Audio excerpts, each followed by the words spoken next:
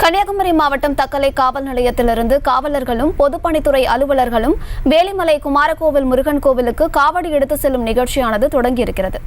இதுகுறித்தான மேலும் விவரங்களை கொடுப்பதற்காக செய்தியாளர் ஆனந்த் இணைப்பில் இருக்கிறார். பேசலாம் ஆனந்த், இந்த நிகழ்வு தொடர்பான முழு விவரங்கள்.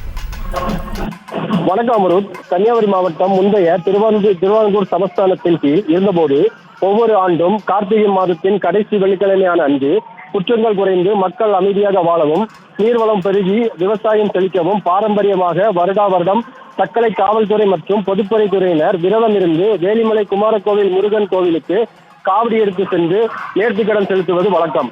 இந்த ஆண்டின் கார்த்திகை கடைசி வெள்ளிக்கிழமையான இன்று தக்கலை காவல் நிலையத்திலிருந்து போலீசாரும் காவல்துறை அதிகாரிகளும் பொதுமக்களும் அதேபோல் மழை பெய்யவும் நீர்வளம் பெருகவும் விவசாயம் செழிக்கவும் எவ்வித குறையும் இல்லாமல் சிறப்பாக நடைபெறவும் பொதுப்பணித்துறை அதிகாரிகளும் ஊழியர்களும் தக்கலை பொதுத்துறை அலுவலகத்திலிருந்து காவடி எடுத்து சென்று நேர்த்திக்கடன் செலுத்தும் நிகழ்வு இன்று நடைபெற்றது.